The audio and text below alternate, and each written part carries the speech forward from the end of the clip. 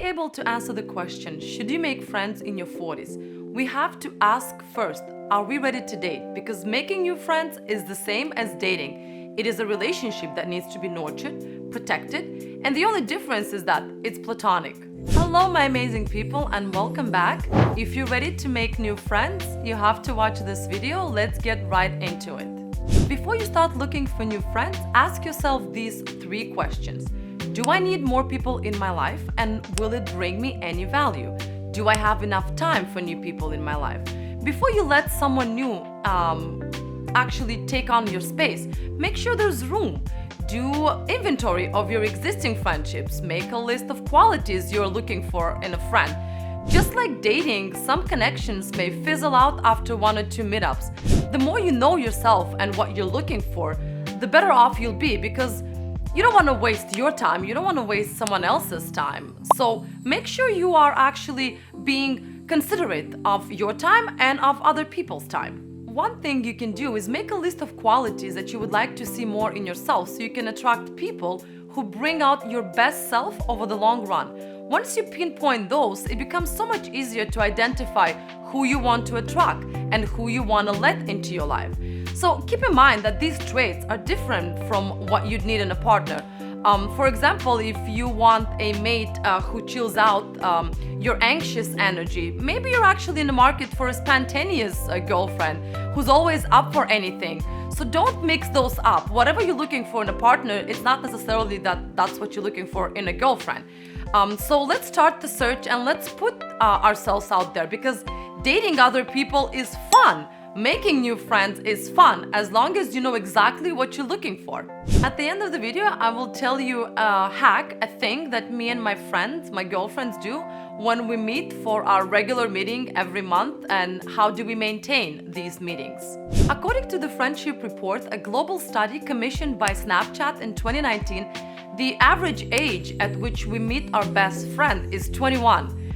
A stage when we're not only bonding over experiences and first love, first heartbreak, but also growing more of who we are gonna be friends. So even more importantly, young adulthood is the time when many of us have the time. Like now, I don't think a lot of people have time to make friends. And the average American spends just 41 minutes a day socializing, which is kind of sad. We should spend much more time socializing with our friends. And it typically takes more than 200 hours, ideally about 6 weeks, for a stranger to grow into a close friend.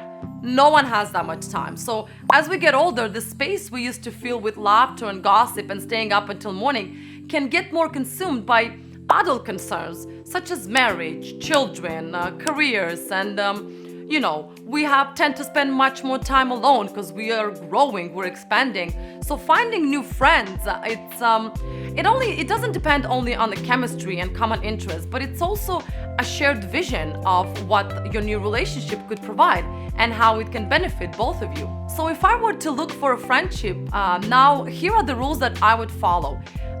You have to be approachable and be a good listener, because the older you get, the less concerned you are with other people and how they perceive you. But you still need to be considerate. You need to know how to actually behave and how to act when you are surrounded with people, and how to introduce yourself. This is common sense. This is what comes with proper education from home. And don't assume that a potential friend already has her people and that you will be rejected by any reason. That's stopping a lot of people of actually introducing themselves and making friends, which is a big mistake. You should really be brave in meeting new people and exposing yourself out there. The biggest barrier to making new friends in adulthood is fear of rejection. It turns out that's pretty common, and there's even a name for this phenomenon. It's called the liking gap. But research has actually found that after strangers interact, people generally underestimate how much they were liked. You think that people didn't like you, when in reality they actually liked you very much. So look for friends outside your usual circles. Put yourself out there, legitimately delighted to meet a new person. So I believe your vibe attracts your tribe, and by being authentic, you can attract people that are kind of into the same things as you are, probably have the same goals and aspirations, and want to do the same things as you do.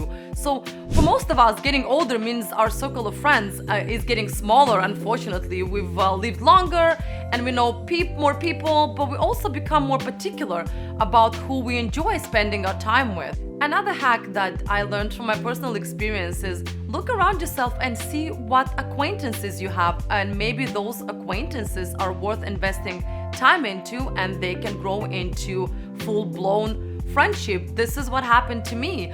I had a friend who was more of an acquaintance, but I always felt that spark between us. So I was thinking that, my God, if only I would have more time, if only I would put on more effort, I'm sure we can be best friends. And this is exactly what happened. I decided that I want to make sure that I do not lose that opportunity in making this particular person. I'm sure she knows who I'm talking about. And we invested on both ends. We invested time and effort, and now I consider her as one of my closest friends. And I encourage you to do the same thing. So for those of you who followed and watched this video until the end, please watch this video where I talk about our true motives. It's about a book that I read recently. You're gonna enjoy it, I promise you.